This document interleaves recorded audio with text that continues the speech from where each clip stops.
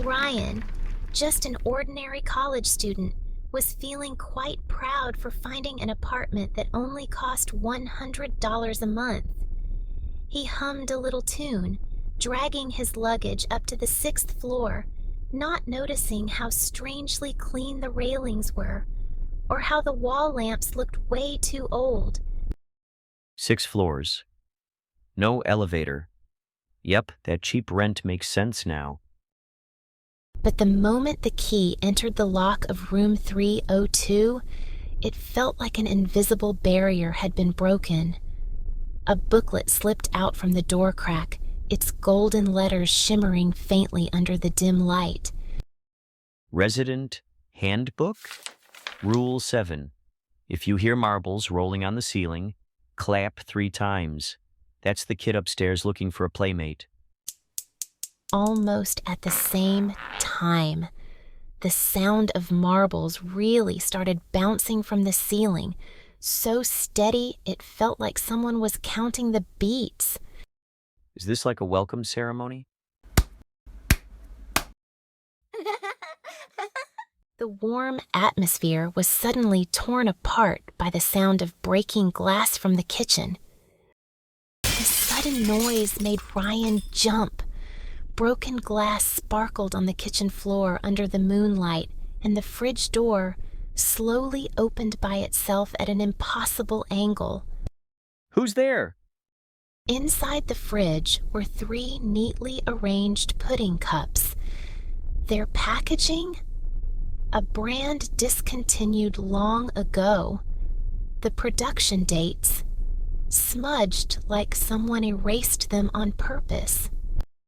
Deep inside room 304, someone frozen in memory was quietly reliving a taste from childhood.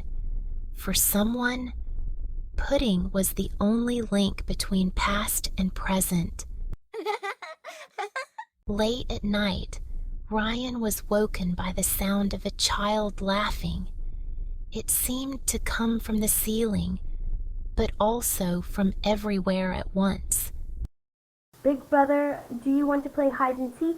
The last tenant played for 127 years.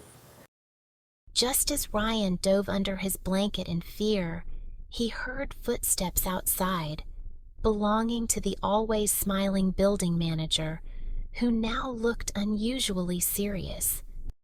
Don't worry, that's Haruka from room 402. She's been living here ever since the fire in 1943.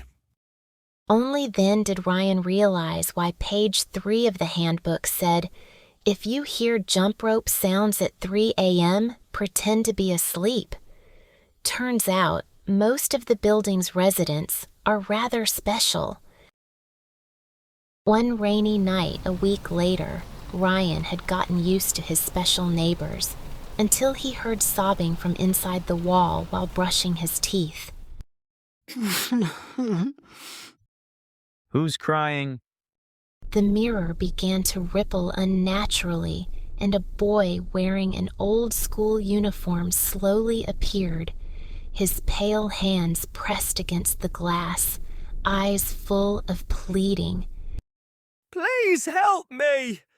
My graduation certificate is still hidden inside the wall of room 304. I can't move on without it.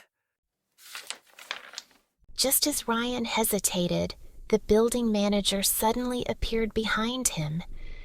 The air around them felt damp and filled with a sense of warning. I suggest you don't get involved. The one in room 304 doesn't have a great temper. At 2 a.m., Ryan finally decided to help the poor ghost. As his trembling hand touched the doorknob of room 304, the lock clicked open all by itself. The room was completely dark, except for moonlight slipping through the curtains and casting a pale beam on the floor. Ryan carefully pried open the part of the wall as directed, when suddenly, What are you looking for?